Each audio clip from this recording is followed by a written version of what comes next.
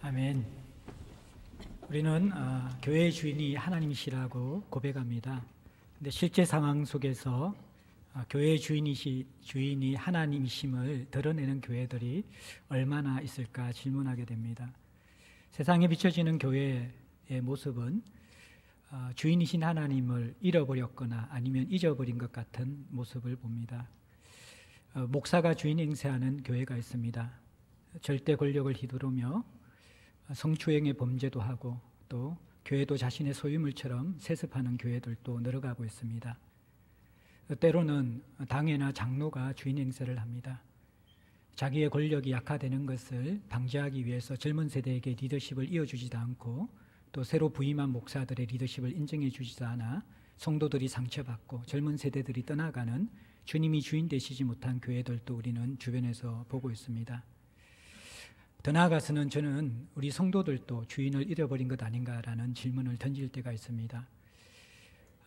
교회의 머리이신 주님의 통치에 순종하여서 손과 발이 되어서 섬겨야 될 성도들이 어느새 주인 노릇하면서 교회가 무엇을 해줄 것인가만 기대하며 소비자 영성을 가지고 누리려고만 하는 성도들이 점점 늘어가고 있기 때문입니다. 교회의 주인이신 하나님께서 다시 그 자리를 회복하지 않으시면 교회는 건강해질 수가 없고 교회는 생명의 역사를 낳을 수가 없는 것입니다. 목사도 장로도 성로도 교회의 주인이 아닙니다. 머리신 주님을 모신 모든 지체들입니다. 각자가 각자의 위치와 역할을 제대로 감당하면서 손과 발이 되어 순종할 때만이 교회가 제대로 그 기능을 감당하는 것입니다. 하나님의 지시를 받는 교회, 주인이신 하나님을 인정하는 교회가 점점 사라져가고 잊혀져가고 희미해져 가고 있습니다. 오늘 우리는 사도행전 13장에 나타나는 안디옥 교회를 통하여서 하나님이 주인 되시는 교회의 실제 모습을 살펴보고자 합니다. 하나님이 통치하시는 교회의 모습은 어떤 모습일까요? 그곳에서는 어떤 일이 일어날까요? 하나님은 그 안에서 어떤 일을 하고 계실까요? 우리는 이 안디옥 교회의 모습을 보면서 오늘날 한국 교회가 주인을 잃어버리고 또 잊어버리고 살아가고 있는데 다시 하나님이 통치하시는 교회의 참모습에 대한 도전과 또 거기에 순종할 수 있는 교훈을 받는 저와 여러분들이 되었으면 좋겠습니다. 오늘 안디옥 교회는 크게 세 가지로 주님이 통치하시는 모습이 드러납니다. 말씀과 연관되어져서 말씀을 분별하고 또 그 말씀을 개인에게만 적용하는 것이 아니라 온 세상의 주인 되신 그 하나님의 통치 속에서 시대를 분별하며 시대 속에서 적용하고 또 그 말씀을 순종하며 살아내면서 본을 보이는 지도자가 있는 그러한 성도들이 있는 리더십이 있는 하나님이 주인 되신 공동체, 말씀과 연관된 모습이고요. 또 하나의 모습은요, 이 공동체가 교회만이 가지는 주님만이 통치할 때 일어나는 다름의 차이를 극복하는 하나됨, 다른 데 갈등이 아니라 다른 데 더 풍성한 하나님이 주인 되시는 통치의 모습을 드러내고 있는 모습을 보게 될 것입니다.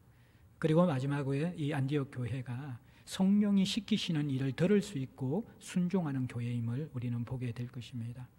오늘날 많은 교회들이 자신들이 세운 원칙이나 인간의 상식을 뛰어넘는 교회의 운영에 대해서 두려워합니다.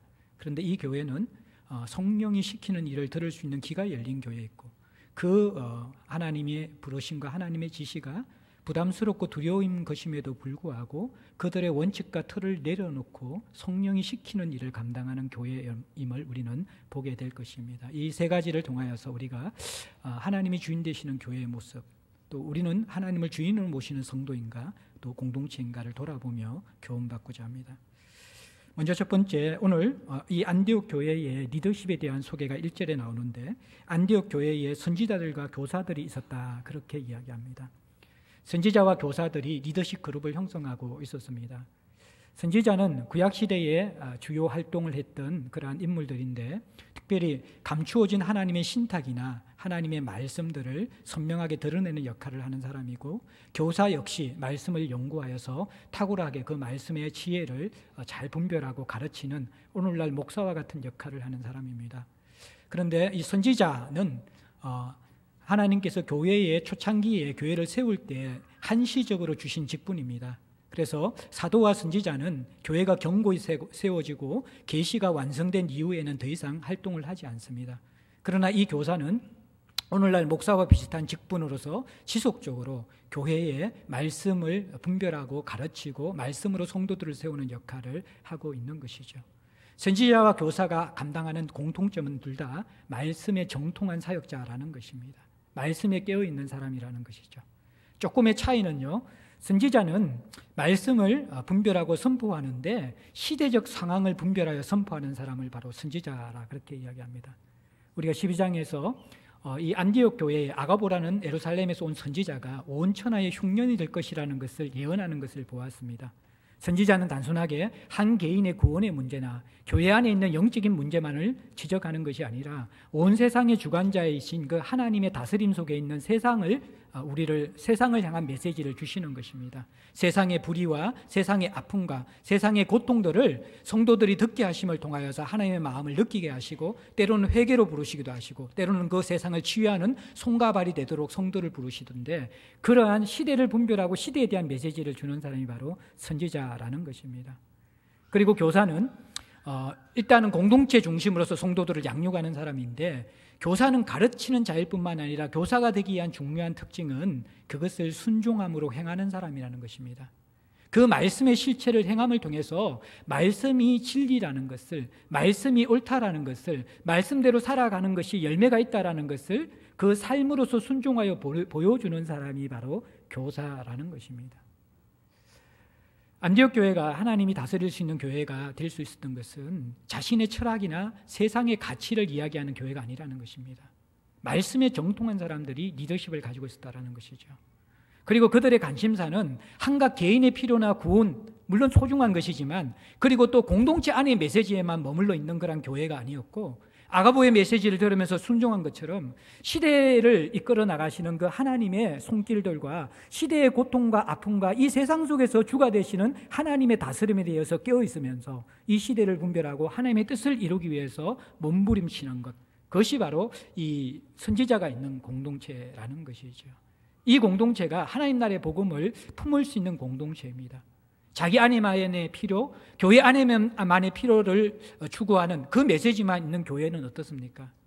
온 세상 가운데 번져나가고 온 세상 가운데 사랑과 공의를 세워야 하며 온 세상 가운데 하나님의 다스림이 어떤 것인지를 보여줘야 될 하나님의 도구는 절대로 될 수가 없는 것이죠. 그래서 분명히 교회는 이 선지자적인 메시지가 함께 있을 때만이 하나님 나라 복음의 확장의 도구가 될 수 있고 하나님이 주인 될 수 있는 교회가 될 수 있습니다.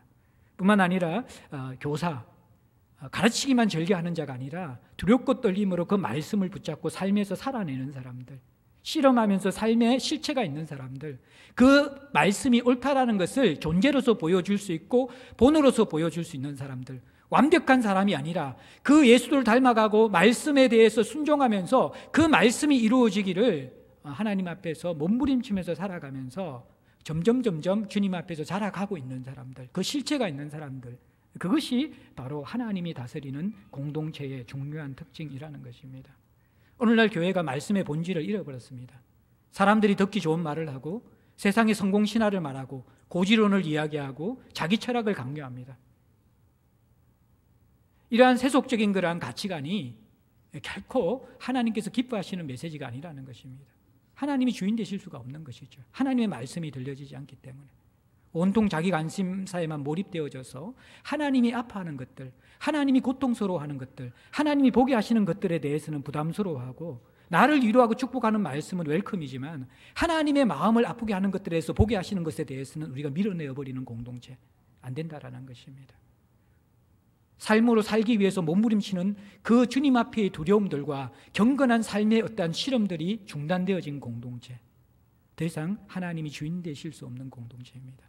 그런데 오늘 이 안디옥 공동체는 이러한 말씀과 연관되어진 세상의 주가 되신 하나님의 말씀을 들으면서 그것을 살아내기 위해서 몸부림치는 리더십이 있는 공동체였다라는 거예요. 그러면서 또 하나 조금 더 나아가면 이 선지자와 교사들로 구성된 이 리더십 집단이 너무나 다양했다라는 것입니다.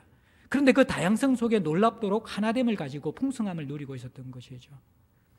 오늘 이 선지자와 교사에 속하는 리더십 그룹 5명을 소개하고 있는데요. 누가 선지자이고 누가 교사인지 여기에 대해서는 의견이 다르기 때문에 굳이 이것을 분별할 필요는 없다고 생각합니다. 이들 가운데 어떤 사람은 선지자 역할을 하고 어떤 사람은 교사 역할을 했는데 이 한 사람 한 사람의 면면을 살펴보면 이들은 너무나 다양한 차이점을 가지고 있는 사람이라는 것이죠. 여러분들 주보 안쪽에 보면 제가 도표를 여러분들 이해를 돕기 위해서 삽입해 놓았습니다. 바나바부터 살펴보면요, 첫 번째 인물인 바나바, 이 순서는 아마 연장순의 순서든지 나이의 순서이든지 아니면 예루살렘 안디옥 공동체에서 영향력을 미치는 순서라고 그렇게 많은 사람들이 해석하고 있습니다. 첫 번째 바나바가 나옵니다. 바나바는 예루살렘에서 파송되어서 안디옥 교회의 설립과 부흥에 결정적인 역할을 했던 사람입니다. 구보로 출신이고요, 정통 유대인이고 사회적으로는 중산층 이상의 사람이었습니다. 그는 예루살렘 공동체 자신의 소유인 밭을 팔아서 공개하여서 예루살렘 공동체의 필요를 채웠던 어느 정도의 물질적 부가 있었던 사람이었습니다. 두 번째 나오는 사람은 니게르라는 시몬입니다. 니게르라는 단어는 검다라는 단어입니다. 이것을 볼 때 이 사람은 흑인이라 그렇게 생각할 수 있습니다. 아마 북아프리카 지역의 출신으로서 이 사람은 흑인으로 볼 수가 있습니다. 그리고 사회적 계층으로는 많은 사람들이 해방된 노예가 아닐까 그렇게 생각합니다. 여러분들 구레네 시몬이라는 예수님께서 십자가를 지고 골고다에 올라가실 때 대신 진 사람을 여러분들 기억하시죠? 로마 병정이 대신 지게 하였는데 많은 성경학자들은 아마 이 시몬이 그때 예수님의 십자가를 골고다에서 대신 진 사람이 아닐까라고도 그렇게 추측을 하기도 합니다. 또 세 번째 사람은 구레네 사람 루기오라는 사람이 나옵니다. 이 루기오는 구레네 출신뿐만 아니라 또 민족적으로는 헬라인 또는 헬라화된 유대인으로 그렇게 보고 있습니다. 이 사람의 특징은 여러분들 사도행전 11장에 보면요, 스데반의 순교 이후에 예루살렘 성도들이 흩어지게 되죠. 흩어질 때 이 사람들이 구보로와 안디옥까지 이르는 사람이 있고, 여기에서 유대인이 아니라 헬라인에게도 복음을 전하는 사람이 있는데 그때 그 이름에 나오는 누교라는 사람이 있습니다. 아마 이 사람이 구레네 사람 누교가 아닐까 생각합니다. 네 번째는 분봉왕 헤롯의 젖동생 마나엔이라는 사람이 나옵니다. 이 사람은 정통 유대인이고 예루살렘 출신입니다. 또는 아니면 유대인이 아니더라도 혼혈이라고 생각합니다. 사회적 계층으로서는 권력층인데 젖동생이라는 것은 친동생일 가능성도 있지만 한 유모에게서 같은 젖을 먹는 사람이라는 것입니다. 헤롯 안티바스보다 나이는 작은데 헤롯의 친인척 관계이든지 동생이든지 굉장히 권력의 척건인 동생, 그것이 바로 젖동생 마나인이라는 사람입니다. 헤롯 안티바스는 교회를 심각하게 핍박했던 사람이죠. 그런데 그 바로 옆에 있던 척건인 이 사람이 안디옥 교회의 지도자가 됩니다. 마지막으로 사울을 우리가 보게 됩니다. 다소 출신이고 헬라파 유대인이고 많은 교육을 받은 가마리알 문화의 수제자였죠. 그리고 또 과거에는 그리스도를 핍박했고 교회를 핍박했던 장본인이 바로 사울입니다. 어떻습니까? 이 5명의 리더십의 구성원들을 보게 되어질 때 하나같이 모든 것이 다른 사람들입니다. 출신이 다르죠. 북아프리카 출신도 있고 정통 유대 출신도 있고 이방 헬라 지방에서 태어난 사람들도 있습니다. 인종도 흑인종이 있고 또 이 유대인이 있고 헬라인종이 있습니다. 다 이렇게 차이가 있죠. 여러분들 사회적 신분이나 부의 소유 정도도 다릅니다. 중산층인 바나바가 있고 권력의 척건인 젖동생 마나엔이 있고 해방된 노예 출신인 시몬이 있고 노예부터 권력층까지 중상층까지 또 교육을 많이 받은 그러한 사울까지 엄청나게 다양한 사회적 신분과 교육의 정도와 부의 정도가 다른 사람들입니다. 그런데 어떻습니까? 이러한 사람들이 함께 모여서 한 리더십을 이뤘고 그 리더십이 건강하게 행사되는 것이 안디옥 공동체의 모습이라는 것이죠. 1인 중심의 교회, 강력한 한 사람의 리더십으로 교회가 이끌어져 나가는 것은 물론 많은 장점이 있습니다. 구심점이 분명하고 또 선명한 방향을 가질 수가 있고 그 리더십의 건강한 영향을 따라서 성도들은 많은 유익을 얻고 공동체는 강력하게 부흥을 경험하기도 합니다. 그러나 강력한 1인 중심의 리더십 공동체는 한계점을 가지고 있습니다. 빛이 강하면 빛 뒤에 그림자와 어두움도 그만큼 짙고 강한 상황이 많이 발생합니다. 그래서 거목 같은 리더십이 지나간 이후의 교회가 그 건강성을 지속한다는 것은 생각보다 굉장히 어렵고 힘이 듭니다. 그 어두움과 그림자가 그만큼 짙게 드리워져 있기 때문입니다. 이 리더십이 건강하게 행사해도 그 다음 리더십의 전수나 또 강한 만큼 그 색깔이 강하기 때문에 반대 급부 속에서는 그 리더십과 그 기질과 그 성향과 색깔에 들어오지 못하는 사람들은 공동체의 구성원이 되지 못합니다. 그리고 만약에 그 리더십이 변질되거나 성경적인 리더십이 아닐 때에는 교회 전체가 엄청난 상처와 고통과 어려움을 겪게 되는 것이 1인 중심의 리더십입니다. 오늘 이 안디옥 교회는 5인이라는 다수가 함께 동력하는 공동체, 동력 리더십을 발휘하고 있습니다.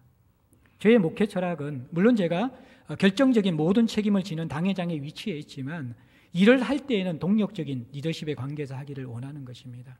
그것이 훨씬 더 건강한 교회를 세울 수 있는 것이고 서로의 부족함을 보완할 수 있는 것입니다. 사실은 다를 때 하나 된다는 것은 더 어렵고 힘이 듭니다. 자기와 기질에 맞고 자기가 원하는 사람을 세워서 교회를 운영하는 것은 얼마나 매끄럽고 잘 되는지 모릅니다.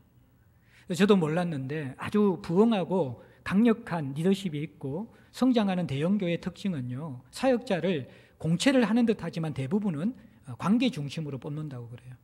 그래서 그 사람이 색깔이 비슷하고 이 인간적인 관계 속에서 잘 순종할 수 있고 따라올 수 있는 사람들의 그 리더십을 형성하여서 강력하게 교회를 이끌어 나가는 경우가 많다라는 것이죠. 뭐 그것을 험담하거나 그것이 나쁘다고만 저는 이야기할 수 없지만, 그러나 이 안디옥 교회의 공동체 리더십의 모습이 저는 훨씬 더 건강하다고 생각합니다. 차이점이 있을 때는 불협화음을 만들기가 쉬운 것이죠.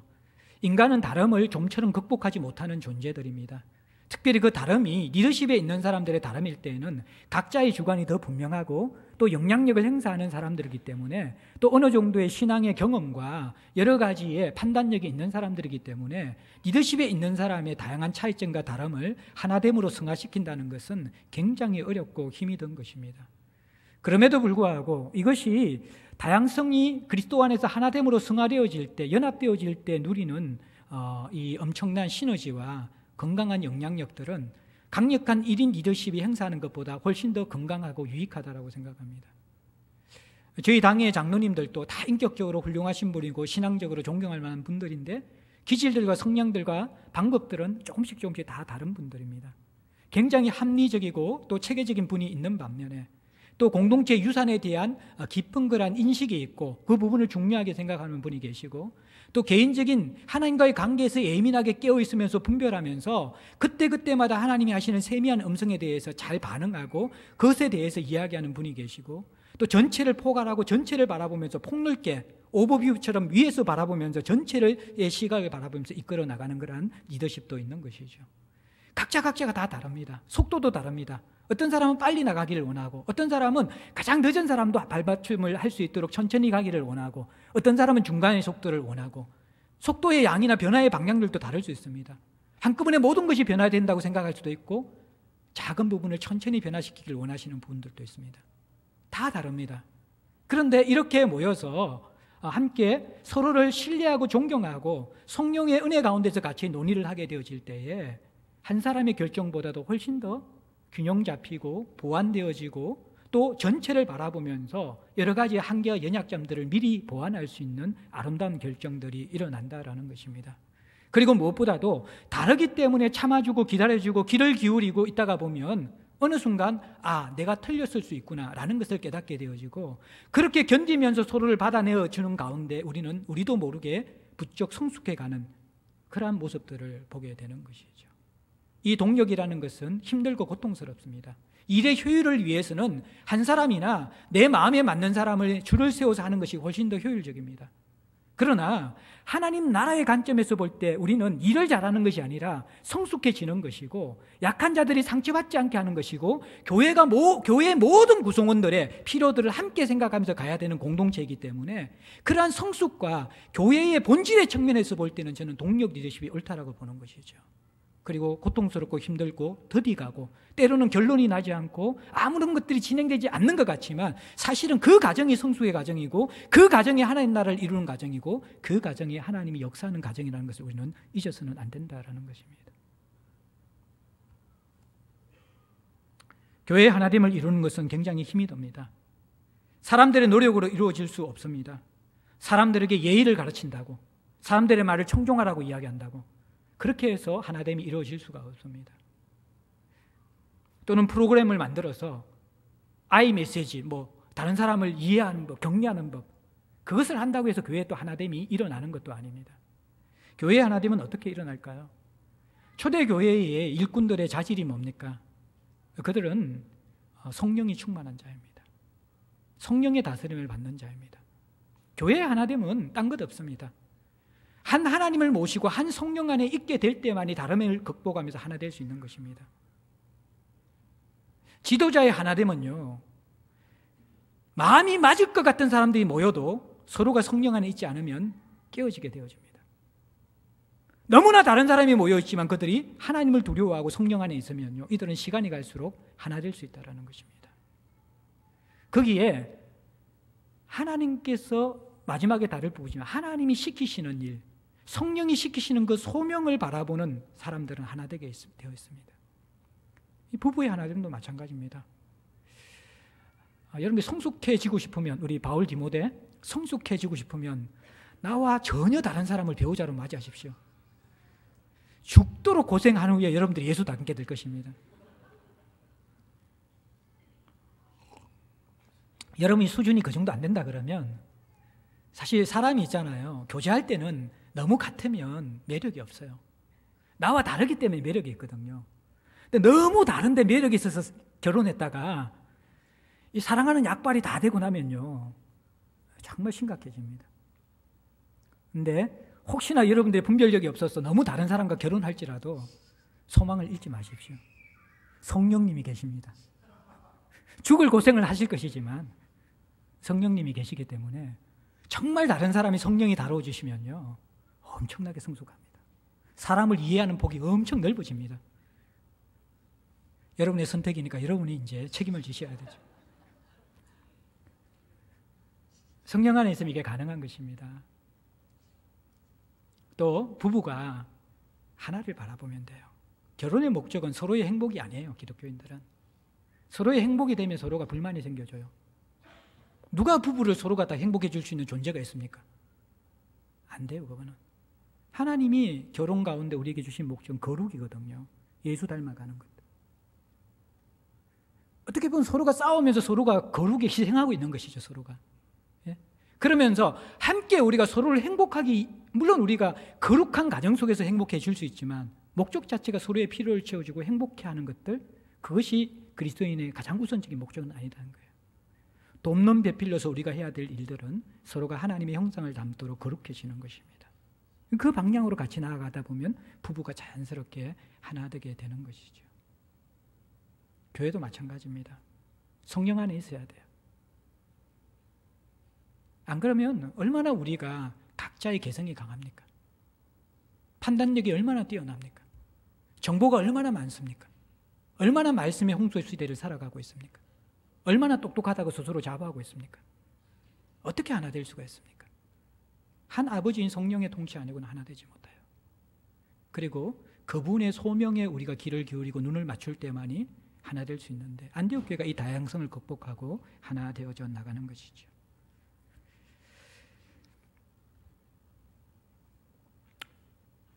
개인과 공동체의 성숙은 얼마나 우리와 다른 사람을 더 넓고 깊게 포용할 수 있는가를 보면 알 수가 있습니다. 예루살렘 교회가 훌륭하게 사명을 감당했지만 이제 땅끝 선교, 이방 선교를 감당해야 되잖아요. 이 땅끝 선교, 이방 선교는 얼마나 다양하고 다른 사람들을 품어내고 받아낼 수 있는가, 그 역량에 의해서 좌우되는 것이거든요. 그러니까 이 안디옥 교회가 이제 사용되는 것이죠. 안디옥 교회의 구성원 자체가 무엇입니까? 오순절 성령의 강림을 통해서 지시하신 그 명령이 어떻게 보면 성취되고 있는 모습을 보여주는 것이죠. 온 유대와 사마리아와 땅끝까지 복음의 정인이 되는데, 온 유대와 사마리아와 땅끝까지에 있는 사람들이 지금 리더십을 함께 동력하고 있는 거예요. 그 다양성이 열려져 있으니까 이제 예루살렘 교회를 뛰어넘어 안디옥 교회가 하나님의 도구로 사용되는 것입니다. 제자들 교회가 이제 조금 더 하나님 앞에서 도구로 사용되기 원한다 그러면 우리는 더 넓혀져야 됩니다. 사람에 대해서. 그리고 더 깊어져야만 합니다. 참 우리 공동체에 제가 감사한 것은 좀 텃세가 덜하다라는 거예요. 참 감사해요. 그게. 근데 하나님께서 앞으로 우리 공동체에 우리 공동체에 많은 사람이 나가고 또 많은 사람이 들어오거든요. 많이 나가야 돼요. 이곳에 너무 뼈를 묻을 생각하지 마십시오. 하나님 부르시면 여러분들 많이 나가셔야만 됩니다. 근데 나가는데 좋은 교회 찾아 나가는 것은 조금 기도하고 하십시오. 기도하고 하십시오. 제가 뭐 저주하거나 뭐 이런 건 아닌데 제 마음이 아픈 것은 공동체에 적응하지 못하고 하나님 앞에 깊이 기도하지 못하고 그냥 생각으로 다른 공동체를 결정해서 나간 분들 가운데서 참 그 이야기를 들으면서 제대로 공동체에 정착하신 분들이 거의 없는 것이죠. 제가 참 마음이 아파요. 외국에 한번 나갔던 우리 지체들이 들어오면요, 한번 그 이야기 하더라고요. 우리 교회 말고 딴 교회 한번 나갔다 와야지 제자들 교회가 어떤 교회인지 알 수 있더라고. 한번 나가면 또 들어오기가 쉽지 않는데, 여러분들께 나갈 때 나가는 건 좋은데 정말 기도하고 결정하셔야 되고요. 그리고 웬만하게 나갈 때는요, 여러분들 복음을 위해서 나가셔야 돼요. 더 작은 교회 섬기기 위해서, 해외에 복음을 전하기 위해서 마음껏 나가십시오. 여러분들 저희 교회는 이제 그렇게 가시는 분들 다 앞에 나와서 축복해 주시고 파송하거든요. 저희 교회에서 계속 이렇게 남을 생각해요. 그건 제가 잘은 모르지만 이전에 목사님도 그런 철학을 가지고 있었다고 제가 생각돼요. 그게 교회거든요. 그게 예루살렘 교회고 그게 지금 안디옥 교회거든요. 그게 주님이 주인 되신 교회예요. 또 들어오는 사람들은 우리가 잘 맞이해야 돼요. 어떤 사람들은 지금 우리가 받아낸 사람보다 훨씬 더 어려운 사람이 들어올 수가 있어요. 훨씬 더 힘든 사람이 우리 공동체에 들어올 수 있어요. 거친 사람이 들어올 수도 있고 우리의 용량을 뛰어넘는 사람이 들어올 수도 있어요. 우리가 다 밀어낼 거예요, 그런 사람들? 그 사람이 여러분들 이주 노동자이면 어떡할 거예요? 예? 본래 상처와 아픔이 많은 사람, 사회적 약자들이 있잖아요. 그런 사람들 쉽게 받아내지 못할 수 있습니다. 탈북자 사역 하시는 분들 이야기 들으셨지 않습니까? 그분들 섬기는 게 너무너무 고통스럽고 힘들어요. 그런 분들 들어오면 우리가 불편하다고 받아내지 않을 거예요. 그것을 받아낼 수 있어야지 우리 공동체가 이제 자라나는 것입니다. 복음을 위해서 열려지는 것입니다. 또 어떤 분들은 반대로 우리보다도 훨씬 더 잘 준비되어 있고 성숙되어져 있고 헌신하고 섬길 수 있는 사람들을 보내주실 수도 있습니다. 준비된 사람들을. 어떻게 할 거예요? 물론 그분들이 제자들 공동체의 유산과 가치야 또 관계 속에서의 신뢰가 형성될 때까지 바로 일하는 것은 저는 반대입니다. 충분히 공동체에 젖어들어서 우리의 가족이 될 때까지는 기다려줘야 되죠. 그러나 어느 순간 하나님 앞에서 잘 준비된 사울과 같은 사람이 있을 때 어떻게 할까요? 예루살렘 공동체처럼 사울은 껄끄러우니까 다소로 그냥 처박아 놓을 거예요? 다시 보낼 거예요? 아니면 바나바처럼 그 사람들을 불러다가 이 안디옥 교회에 초청해서 이 교회를 건강하게 세운 것처럼 기꺼이 우리의 가족과 동력자로 맞이하면서 같이 동력할 거예요. 우리 교회가 이런 부분에서 참 열려있고 지금까지 건강하게 온 것들에서 감사하게 생각해요. 근데 우리가 더 이러한 부분들 속에서 사람에 대해서 더 넓어지고 더 깊어져야지만이 하나님이 사용하실 수 있는 교회가 될 수 있다는 거예요. 성도와 공동체의 성숙은 내가 자라가는 만큼 사람들을 담아내는 그릇의 크기가 넓어지고 깊어진다는 것입니다. 세 번째죠. 말씀과 연관되어진 또 하나됨의 공동체이고 주께서 역사하시는 공동체의 모습은 성령이 시키는 일을 감당하는 공동체의 모습입니다. 안디옥 공동체가 그랬는데 2절 말씀 볼까요? 2절을 한 번만 같이 한번 읽어볼까요? 시작. 주를 섬겨 금식할 때에 따라오세우라 하시니. 자, 안디옥 교회의 모습, 성도들 공동체의 모습을 이렇게 설명합니다. 주를 섬겨 금식할 때에. 금식이라는 것은 언제 하는 것입니까? 인간의 가장 강력한 욕망, 갈망이 무엇입니까? 식욕이거든요. 먹는 것이거든요. 배고프면 그것을 오래 견디지 못합니다.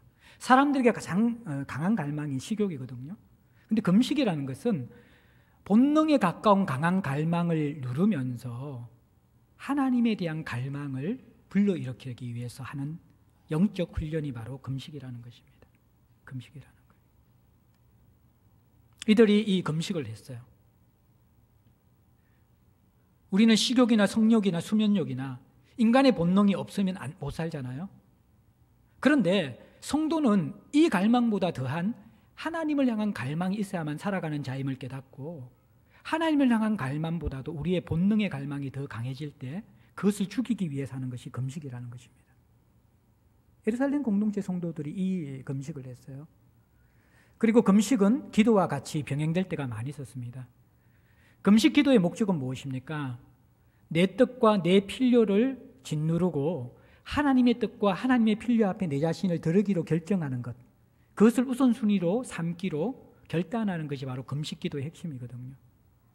또 요즘 성도들은 사실 금식 기도를 반대로 하는 경우가 많이 있죠. 하나님의 뜻은 됐고 일단은 내 뜻과 내 필요를 하나님을 흔들어서 간칠시키기 위해서 하나님을 협박하는 용도로서 금식 기도.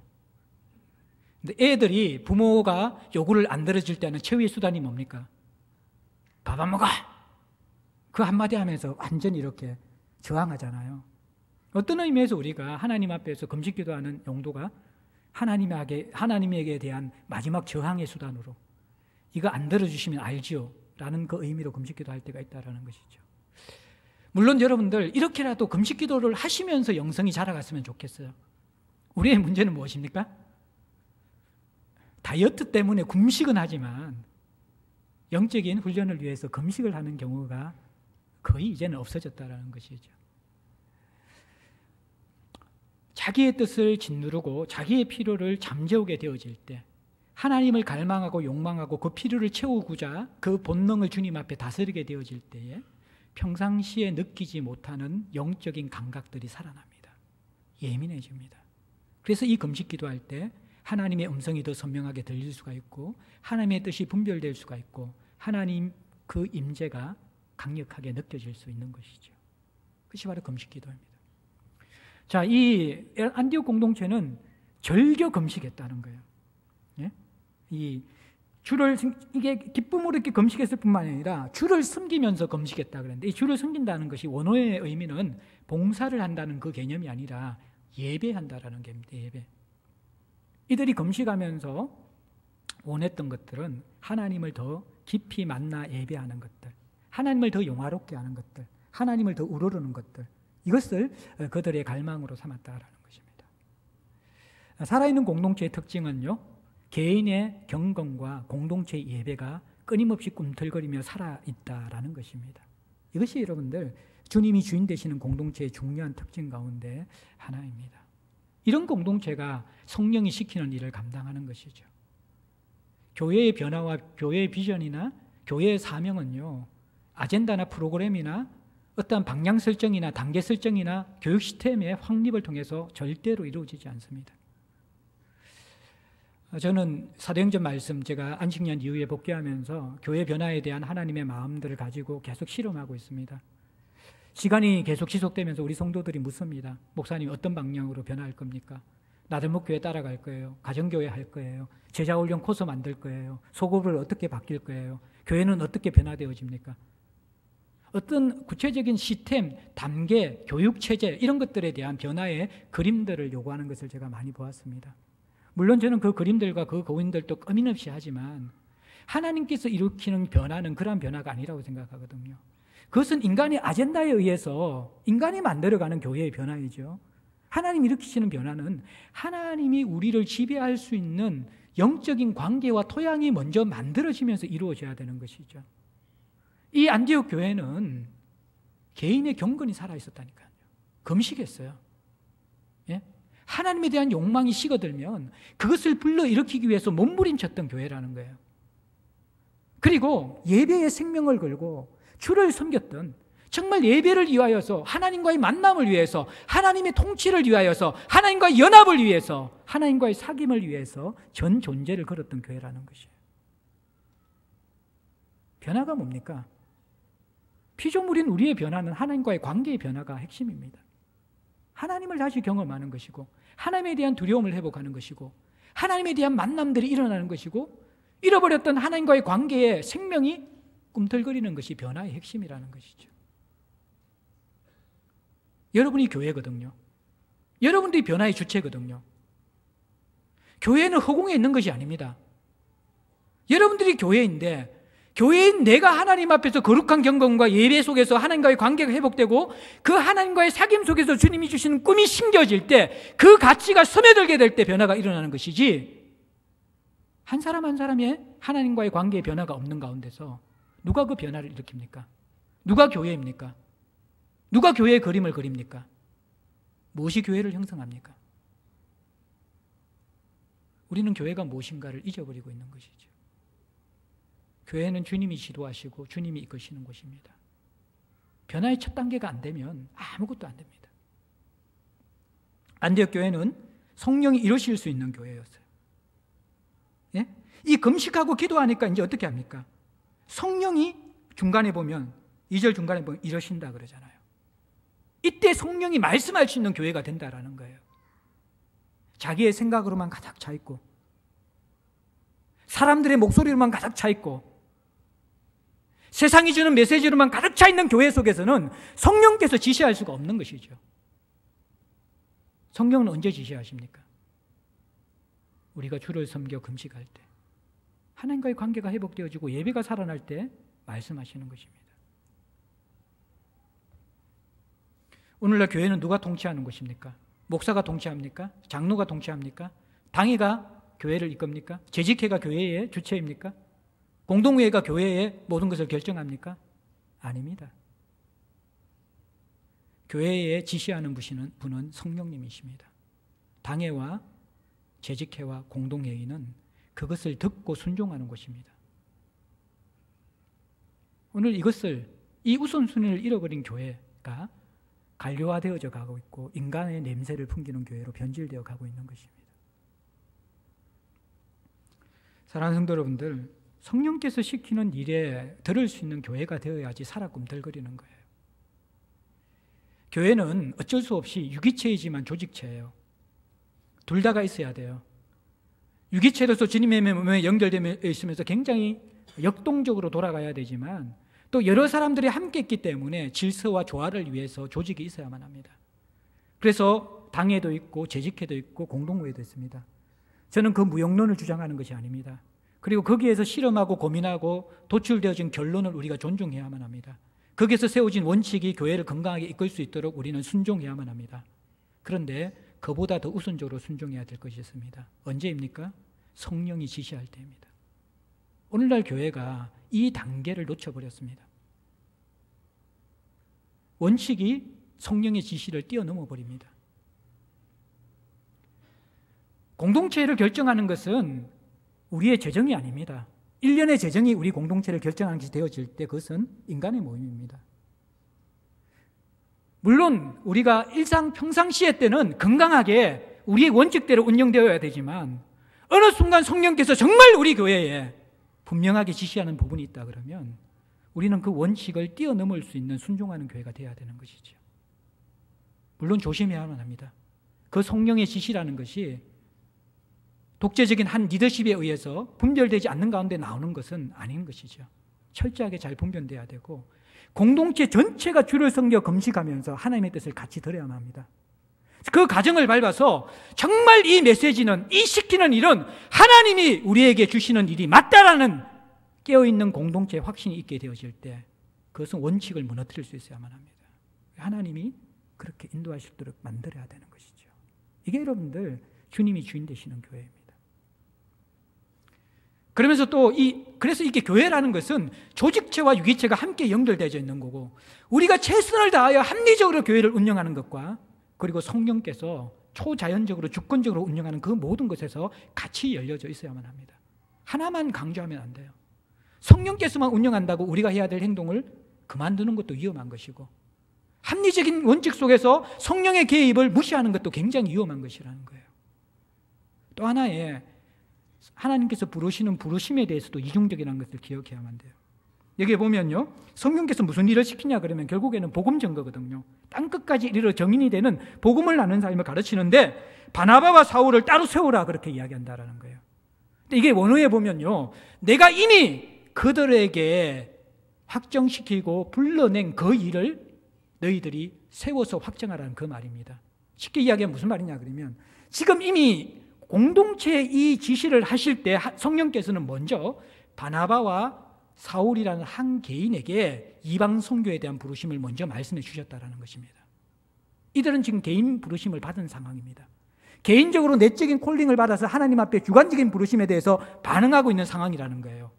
그런데 여기에 대해서 이제 너희들이 공동체가 객관적으로 이 두 사람을 내가 불러시키는 일을 위해서 파송하라고 이야기하는 것입니다. 공동체가 이에 대해서 정인이 되고 공적인 책임을 지고 객관적으로 파송하라는 것입니다. 성령이 시키는 일을 통해서 사람을 세울 때 우리는 이 두 가지가 다 중요합니다. 개인적인 콜링, 개인적인 내적인 부르심이 선명해야만 합니다. 그러나 그것으로 다가 아닙니다. 나는 하나님께서 분명한 부르심을 받았어요. 그러나 공동체가 객관적으로 그것을 인정하지 않으면 여러분들은 파송받지 못합니다. 반면에 공동체는 저 사람이 너무 합당하고 다 준비된 사람이야. 제발 좀 섬겨 나가라고 이야기하는데, 제발 좀 개척하라고 이야기하는데 그 사람은 내적인 콜링이 없어. 하나님의 부르심이 없어. 이것도 아니라는 것입니다. 하나님은 항상 개인적인 주관적인 내적 부르심을 주심과 동시에 그것을 객관적으로 공동체가 확정을 시켜서 이 이중적인 부르심이 합치될 때 파송하게 하는 거예요. 그래서 여러분들 여기에 대한 깨어있는 균형이 너무 중요한 거예요. 성경에 입각한 원칙으로 운영되어지만 성령이 개입하시고 성령이 시킬 때 열려있는 공동체, 개인이 하나님 앞에 깨어있어 내적인 부르심을 받지만 그것이 다가 아니라 철저하게 공동체의 질서 속에서 객관적인 검증을 받아서 파송하는 공동체, 또 공동체가 필요를 바라보면서 사람을 컨택하지만 그러나 그것이 어떤 인간적인 판단이 아니라 하나님이 그를 어떻게 다루시는가, 하나님이 그에게 말씀하시는가를 분명히 보면서 그 사람을 사람으로 세우는 것들, 이 모든 것들이 같이 살아 있어야지만 이것이 하나님이 주인 되신 공동체의 모습이라는 겁니다.